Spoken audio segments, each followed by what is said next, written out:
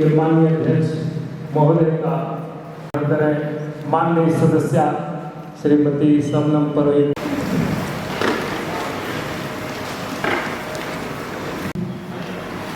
राज्य खाद्य आयोग के माननीय कुछ देकर स्वागत एवं अभिनंदन सहयोग करें।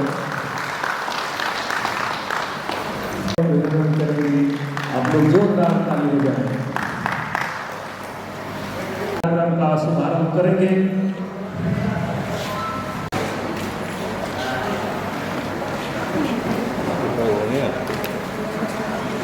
ठीक है।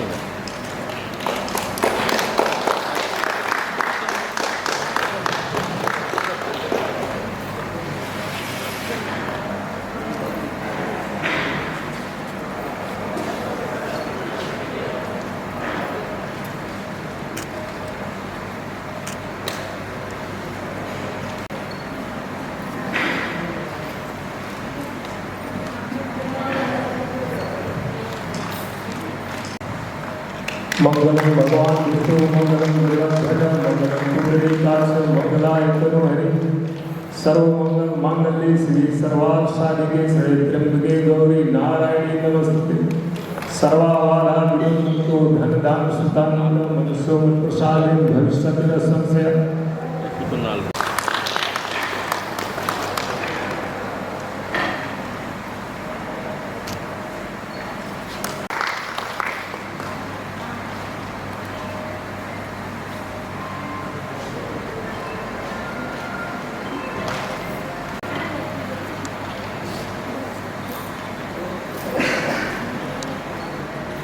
आइए ना प्लीज।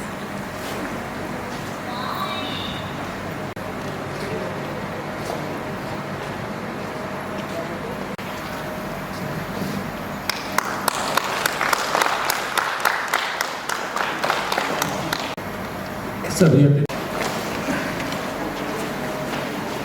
धन्यवाद सर। कार्यक्रम को आगे बढ़ाते हुए मंच पर गरिमामयी उपस्थिति प्रदान कर रही राज्य खाद्य आयोग की सदस्य मैडम से आग्रह है मैम विचार दें।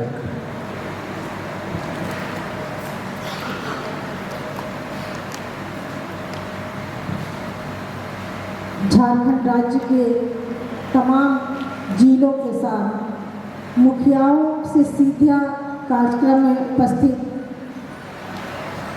झारखंड राज्य खाद्य आयोग के अध्यक्ष श्री हिमांशु शेखर चौधरी सर, रामगढ़ जिला के तमाम पदाधिकारी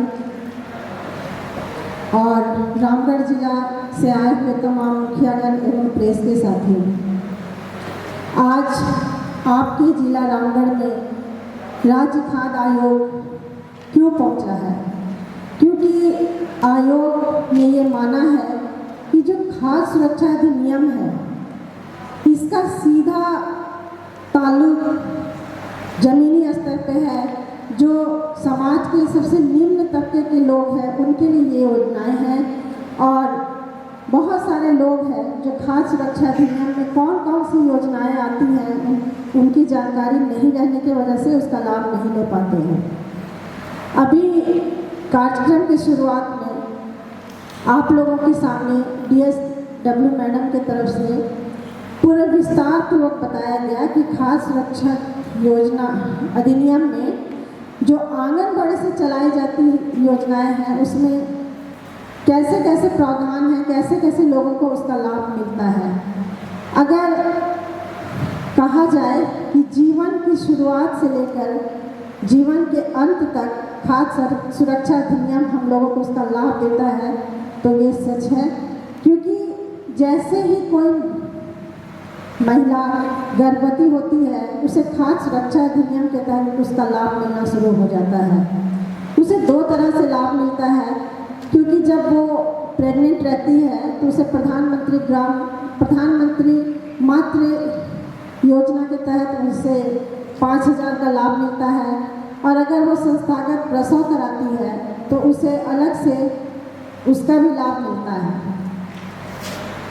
और जब वो माताएं गर्भवती होती है तो उसे पूरक पोषाहार के रूप में, जैसे अभी मैम बता रही थी कि मीठी दलिया और नमकीन दलिया मिलती है, तो मुझे भी आज तक यही पता था कि नमकीन दलिया और जो मीठी दलिया होती है उसे हलवा बना करके उसे दलिया बना कर खाते हैं। लेकिन आज सर्किट हाउस में मैम से मेरी बातें हो रही थी तो मुझे बहुत अच्छा लगा कि वो जो पैकेट जो मिलता है सरकार के द्वारा उससे बहुत सारी रेसिपी बनती है जो सेविकाओं के द्वारा महिलाओं को सिखाया जाता है, उसे डेमो दिया जाता है, क्योंकि वो जो दलिया बनाया गया है उसे बहुत अच्छे तरीके से बनाया गया है, उससे बहुत ज़्यादा पौष्टिकता मिलती है गर्भवती और धात्री महिलाओं को। जैसे कि मैम आज मुझे बता रही थी कि उसका निमकी बनता है, उसका डोसा बनता है, उसका वो जो जैसे मकई का रोटी मोटा मोटा बनता है तावा में ठोक करके, तो उस दलिया से हम लोग उसका रोटी भी बनाते हैं जो बहुत स्वादिष्ट भी है और पौष्टिक भी है। उसके बाद जो इडली बनता है तो उस दलिया से हम उसका इडली भी बनाते हैं। बहुत सारा रेसिपी आज मैम बता रही थी उस दलिया से रिलेटेड, जो कि मुझे भी नहीं पता था कि उससे इतनी सारी रेसिपी बनती है जो कि खाने में मज़ेदार होता है और महिला उसको चाव से खाएगी ताकि उसको पूरा लाभ मिलेगा। उसके बाद जब पूरा विस्तार पूर्वक DSW मैडम ने अपनी योजनाओं के द्वारा जो उनके आंगनबाड़ी से चलाई जाती है पूरे विस्तार पूर्वक बताया।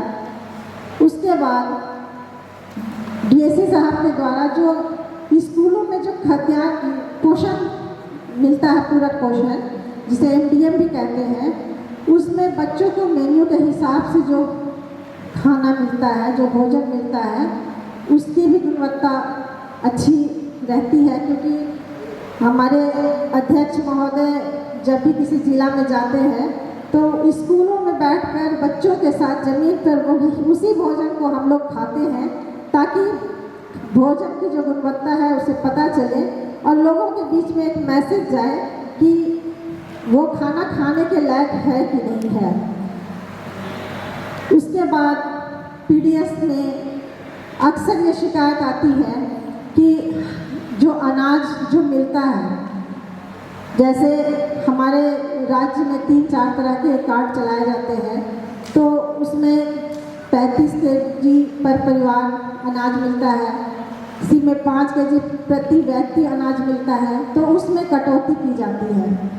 कहीं से शिकायत आता है कि जो मैडम 5 kg अनाज मिलना था उसमें ½ kg काट लिया गया, उसमें 1 kg काट लिया गया। तो गड़बड़ियाँ कहाँ होती हैं? जब हम राशन दुकान जाते हैं राशन लेने के लिए तो जब हम अपना थंब लगाते हैं ई-पॉस मशीन में तो उससे एक रसीद निकलती है और रसीद में वो मात्रा अंकित रहती है कि किस राशन कार्ड में कितना खाद्यान्न मिलना है। लेकिन अक्सर लोग उस पर्ची पर ध्यान नहीं देते हैं या उसे लेते नहीं हैं या उससे मिलता नहीं है, क्योंकि कुछ डीलर क्या करते हैं कि जो पर्ची निकलने वाला पॉइंट होता है उसमें तोड़ मरोड़ करके कागज़ को फंसा देते हैं ताकि पर्ची निकले ही नहीं। अगर पर्ची निकलेगी नहीं तो पता ही नहीं चलेगा कि हाँ मुझे कितनी मात्रा में अनाज मिलनी थी और कितनी मात्रा में मिल रही है। तो लोगों को जब जानकारी नहीं होगा तो उसका वो विरोध भी नहीं करेंगे, उसका शिकायत भी नहीं करेंगे। तो आज हम लोगों को यहाँ पे आने का एक ही मकसद है कि खाद्य सुरक्षा अधिनियम में बहुत सारी योजनाएं जुड़ी हुई हैं। लोगों को अक्सर मन में ये ख्याल रहता है कि खाद्य सुरक्षा अधिनियम का मतलब होता है जो PDS से जो राशन मिलता है बस उसे ही कहते हैं। लेकिन आज सिविल सर्विस नहीं है क्या, या उनके कोई प्रतिनिधि नहीं आए क्या? उसमें स्वास्थ्य विभाग से एक MTS सेंटर भी होता है जिसमें जो अति कुपोषित बच्चे होते हैं उनका उपचार होता है और उसकी जो